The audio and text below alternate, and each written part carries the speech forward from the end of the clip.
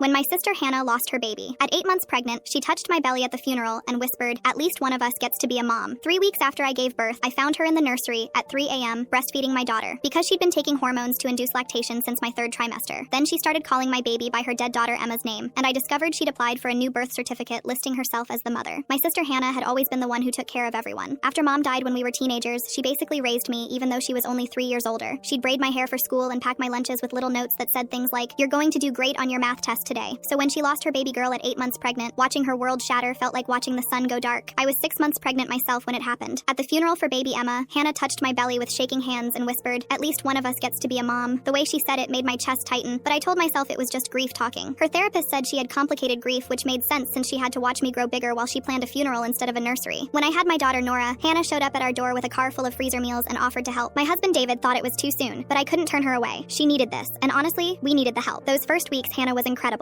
She took the 3 a.m. feeding shift without a single complaint and kept this detailed log in the baby app of every ounce Nora ate. Her therapist even called to tell me how beautifully Hannah was channeling her grief into supporting us. Mom couldn't stop gushing about how Hannah was turning her pain into love. She bought all the best baby gear and spent hours researching recalls. "I just want her safe," she'd say while installing another baby monitor. She made these beautiful photo albums documenting every tiny milestone, and everyone said how therapeutic it must be for her. There were little things though. She started calling Nora our baby, but would quickly laugh and say, "Takes a village, right?" She knew her schedule better than I did, but everyone just said how lucky I was to have such devoted help. On social media, she called herself Mama Bear, but added, "Just proud auntie things," with a heart emoji. David mentioned she was always at our house, but I defended her saying she needed purpose right now. Everything changed around week 3. I woke up at 3 a.m. to an empty crib and found Hannah in the rocking chair with Nora latched to her chest. She was crying and "You needed sleep," she said, like it was totally normal that she was somehow producing milk. My brain couldn't process what I was seeing. The next morning, I found her pumping in our bathroom. She'd been taking hormones to induce lactation since my 3rd trimester. I started finding my pumped milk dumped down the sink while the fridge filled with bottles labeled in her handwriting. I tried confronting her gently. She sobbed and said, "I just want to feel like a mother again. Please don't take this from me." I felt so guilty that I let it slide. But then I noticed all our family photos had been edited. My face was cut out and replaced with pictures of Hannah. She'd been sleep training Nora to only settle with her scent. She'd scream unless she held her. She installed a baby monitor in her room and disconnected mine, so I couldn't even check on my own daughter without going through her. I found her medical records on the counter where she'd told doctors she had phantom baby syndrome and needed to bond with a baby to heal. She'd legally changed her name to Helen, which was close enough to mine that she could claim typos on documents. The worst part was when I caught her calling Nora by Emma's name when she thought I wasn't listening. David finally called my parents to intervene, but Hannah had coached Nora to reach for her when she was upset. My parents just said, "See, she knows her caregiver." I found paperwork at the pediatrician where she'd listed herself as the biological mother, claiming it was a clerical error. She'd been recording me constantly and editing videos to make me look neglectful while she appeared devoted. Then I discovered she'd been dosing my coffee with her antipsychotics, which explained why I'd been so foggy while she seemed completely put together. When I tried to evict her, she completely snapped. She stripped naked, showing her C-section scar, and screamed, "This proves she's mine. You're trying to steal my baby again." She'd convinced herself that her baby hadn't died, and that I'd somehow taken Emma while she was unconscious. I found adoption papers where she'd listed herself as birth mother, and forged my signature as a surrogate agreement. She'd been meeting with lawyers about reclaiming her child from an unstable relative. She filed a false CPS report posing as a concerned aunt. The breaking point came when I walked in on her live streaming to a mommy group while breastfeeding Nora. "Finally reunited with my daughter," she was saying to hundreds of viewers. I checked her documents and found she'd applied for a new birth certificate listing her as mother. That night, I found her trying to tattoo her initials on Nora's foot with a needle and ink. "So she'll always know her real mom," she said when I screamed. I grabbed Nora and ran to my car to drive to my lawyer's office. When I came back 2 hours later for our things, the house was empty. Every single baby item was gone. In the crib was a note, "Gone to raise my daughter without interference. Thanks for carrying her for me." The police station was my first stop, but they couldn't issue an Amber Alert since Hannah was listed as a caregiver on multiple documents. The officer kept looking at the forged paperwork she'd filed showing her as Nora's biological mother. I drove home in a daze, my hands shaking on the steering wheel. David was pacing the empty nursery when I got back. He'd already called every hotel within 100 miles, but Hannah had planned this too well. She'd been using cash for weeks,